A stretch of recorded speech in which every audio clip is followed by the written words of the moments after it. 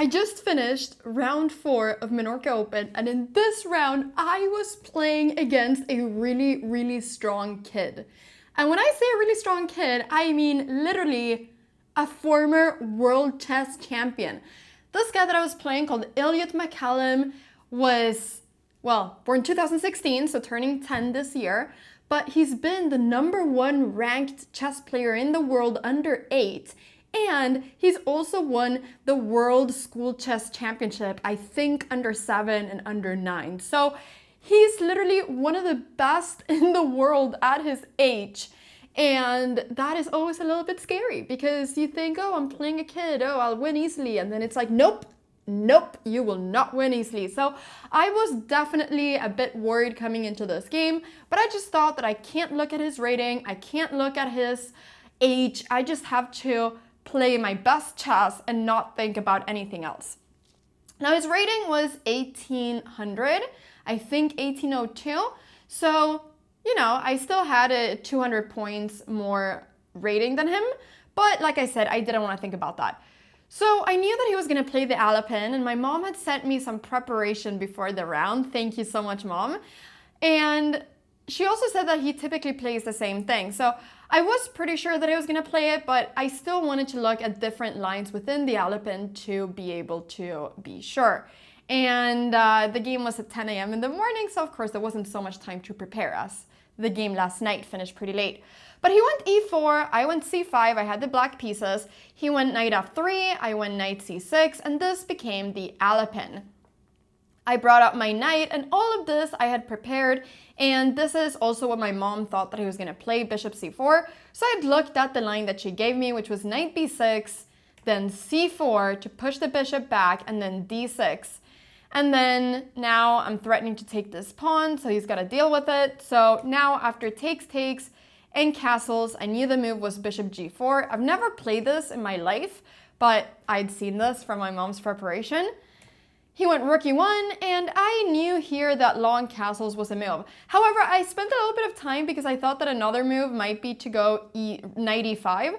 And I know that my mom said that then there is rook takes e5, and then I wasn't really, oh wow, I didn't even know this. I thought that after this and this, I didn't understand why this was so, you know, good for my opponent, but apparently he has queen e1 here. Anyways, pretty crazy. But he knew a lot of theory in this because he's played this a lot, so I didn't want to enter these kind of tactical things. I thought, let me just play long castles and not enter anything forcing. So I went long castles. The idea of this is also to prevent him from pushing this d pawn, as now I would just win this pawn.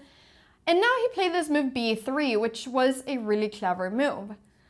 Now, I had completely forgotten what I was supposed to do after b3, and I knew that my mom had told me, but I had just forgotten. And there were so many lines that looked similar. There was a line that was with f6 and knight e5, and I thought the move she told me was f6, but I just didn't like f6 here. So I spent so long trying to make f6 work, but then I ended up thinking, okay, I need to play what I believe in, and I don't understand why I should go f6, so I'm not going to do it. So I gave up on that move.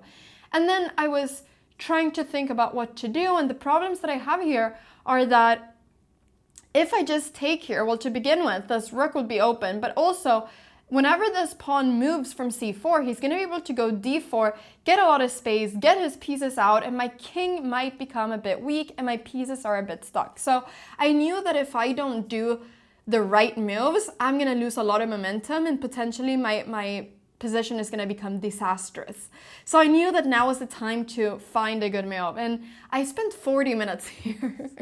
I know I've said I'm not going to think so much, but I spent 40 minutes here, but luckily I spent it and I found the best move, and actually the only move that I have here, which is queen f6. Very important that I found this. Okay, I only thought for 30 minutes, that's a bit better.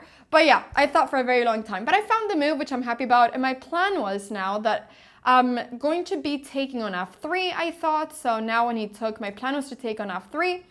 And I thought, okay, if he takes with the queen, I don't mind this. We will just trade, and then I'll take on c4, and this would be an equal endgame, I thought. So I wasn't too scared about this. And I thought if he goes pawn takes, my plan was actually to go knight e5 to then go knight d3.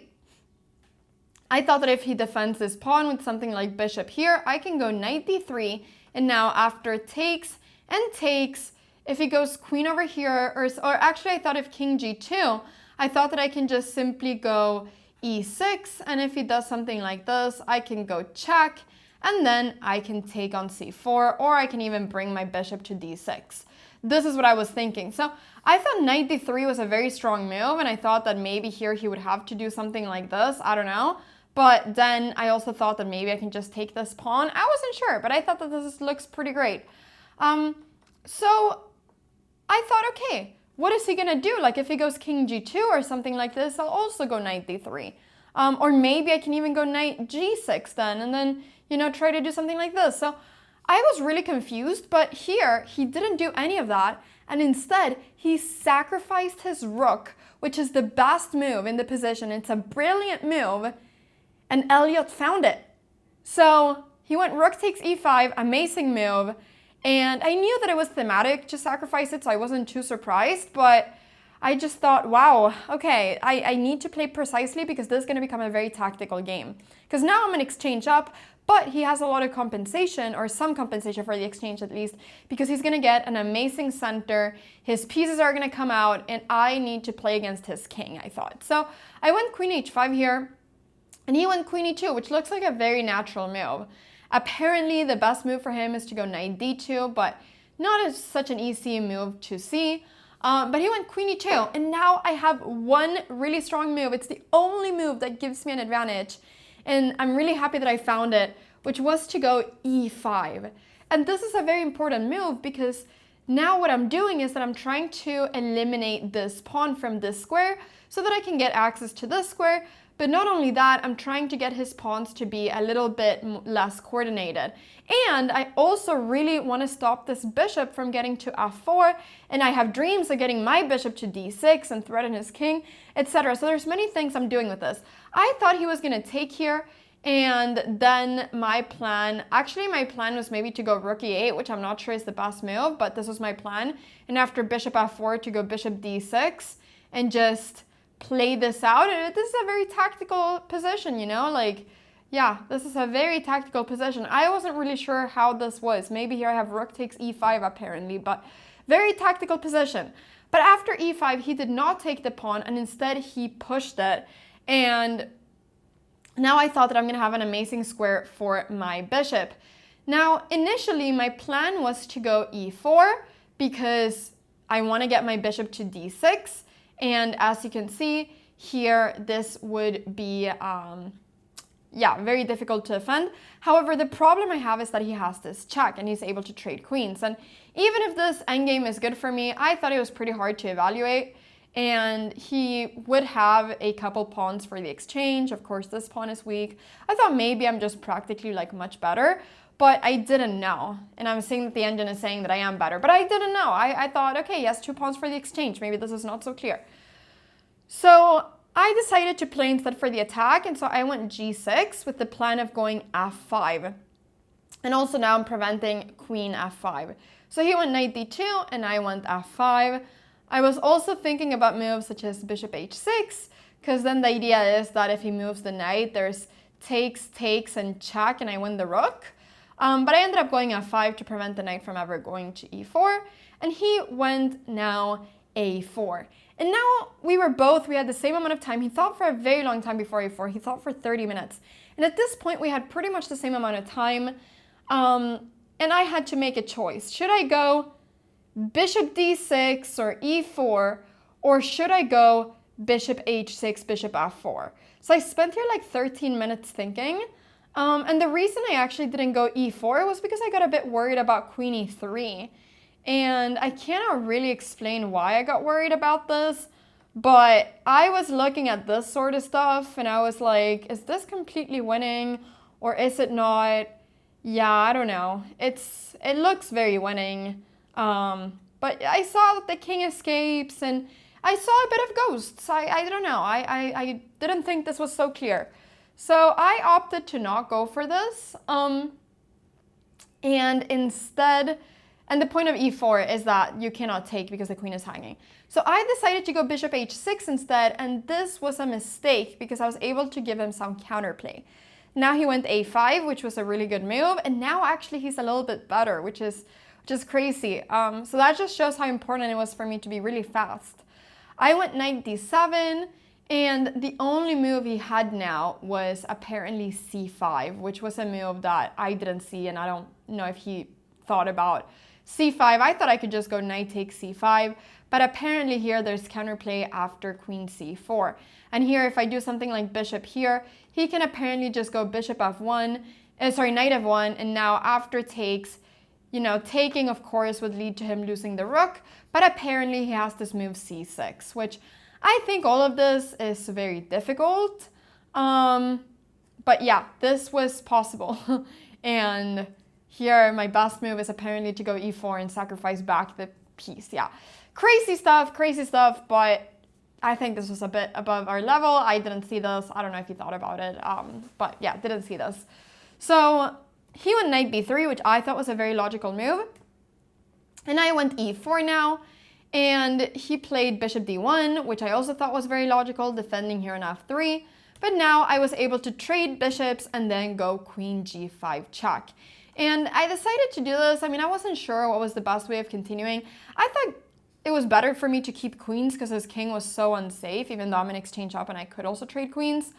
But I just thought that this seemed very nice. And then I went knight c5 here because if takes, his rook is hanging. So he took on e4, and I decided to just get rid of his knight. I only had a couple minutes left now, so I wanted to not, you know, blunder. And knights are so strong. They always have these like forks and things like this.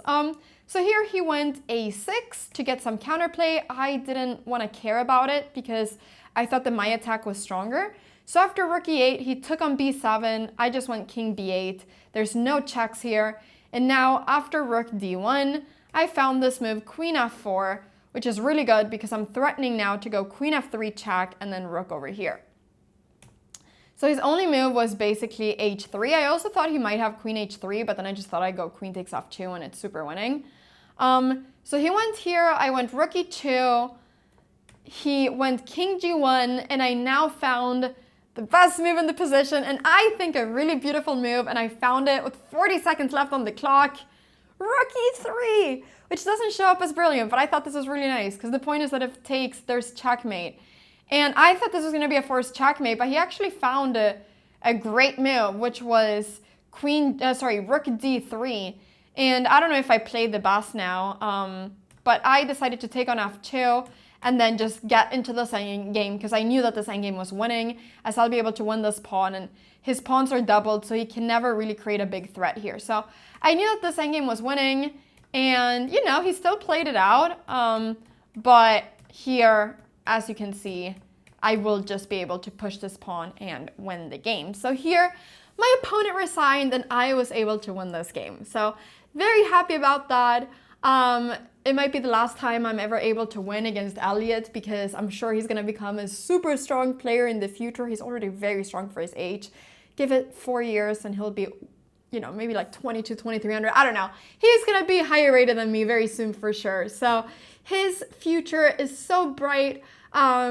And I'm just happy that I was able to get a win against him now. I also talked to his family and everyone. They were so sweet. They said that they were fans of my channel and that he was so excited to play me. So if you're watching this, Elliot, thank you so much for the game. It was so nice playing you. And I wish you the very best in your chess career. And yeah, this is my game now. So round 4, I'm on 2 points out of 4. I'm about to face someone that's going to be probably stronger than me. So, you know, I'm a little nervous, but very excited. I'll have the white pieces. I'm just going to get some lunch and then I'm going to play the game. And we're going to do a little transition because now I'm back.